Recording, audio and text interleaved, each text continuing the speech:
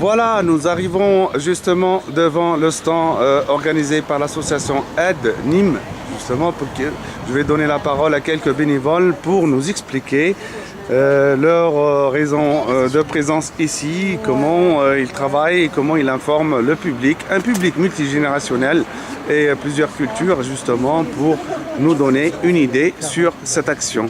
Bonjour. Bonjour madame. Bonjour. Voilà, je vois que vous faites partie de l'association Aide Nîmes. C'est ça. Je vous remercie de m'accorder ces quelques minutes pour me parler de cette action. Est-ce que vous pouvez déjà nous parler la raison de votre présence ici aujourd'hui qui coïncide avec le 1er décembre 2017? Donc c'est la journée mondiale de lutte contre le sida. Donc c'est vraiment une action aujourd'hui de visibilité pour sensibiliser les gens au VIH, sida. Et dire que malgré tous les outils qui existent aujourd'hui pour mettre fin à l'épidémie, il y a toujours 6000 nouvelles contaminations chaque année. Donc le dépistage, c'est vraiment un moyen clé pour mettre fin à l'épidémie et pour enrayer l'épidémie. Justement, l'association Aide, qui est connue, c'est une association nationale française qui lutte justement contre cette maladie qui fait peur et qui continue justement à tuer bon nombre de citoyens, bon nombre de personnes à travers le monde. Aujourd'hui, qu'est-ce que vous avez, le message, si vous avez un message à transmettre aux gens qui vous écoutent, aux gens qui viennent ici vous rencontrer justement? Alors justement qu'on vit bien aujourd'hui en France avec le VIH, que ce qui fait le plus de mal, c'est surtout les discriminations et ce que subissent les personnes qui vivent avec le VIH. Les idées reçues. Les idées reçues. Et donc c'est vraiment ça pourquoi on lutte vraiment quotidiennement. Justement, ces idées reçues, ne soyez pas étonnés, je les ai vécues parce que j'ai publié le premier livre sur le sida en langue arabe en 1994. C'était en Tunisie. Et justement, la première question, pourquoi on publie un livre sur cette maladie? Je profite de cette occasion pour vous offrir un exemplaire de ce livre-là. Il est en langue arabe et il va être publié en français. Et justement, c'est le premier ouvrage qui peut éventuellement conseiller les gens parce que vous savez, vous êtes là aujourd'hui, vous n'avez pas de complexe, vous pouvez parler aux gens, vous pouvez leur parler de la maladie, les conséquences, les remèdes qui sont là. D'autres sociétés, ils n'ont pas cette possibilité-là et je pense que cet outil, c'est l'unique manière pour parler éventuellement à son frère, à sa sœur. C'est une relation quand même très complexe.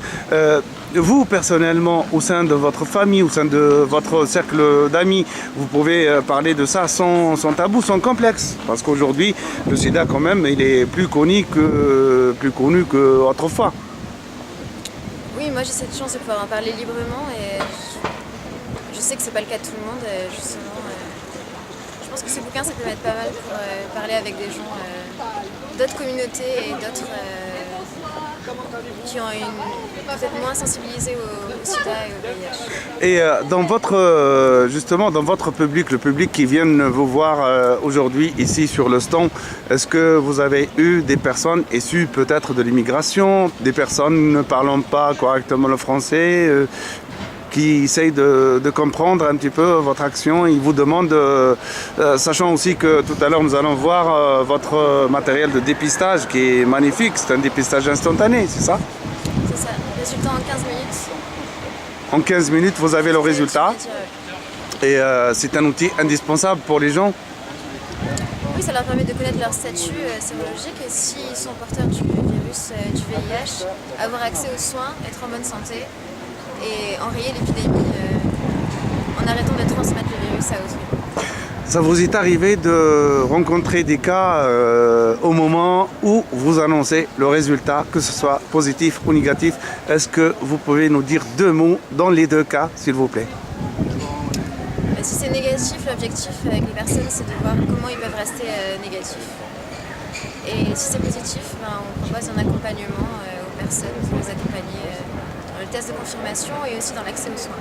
Et justement, je veux avoir l'impression des personnes au moment de l'annonce parce que c'est un moment crucial quand même. L'attente de 15 minutes, peut-être ce sont quelques minutes qui sont interminables. Et je pense que la réaction, ça appartient à chacun et 15 minutes, c'est attendu 15 minutes, c'est parce on discute un peu avant l'entretien, donc le geste en lui-même, c'est quelques minutes. Je vous remercie pour ce temps que vous nous avez accordé et ça ne sera pas la fin. Certainement, je serai parmi vous un bénévole à l'association Aide et nous allons essayer justement d'apprendre ensemble, justement pour faire passer le message. Vous l'avez dit tout à l'heure, être séronégatif.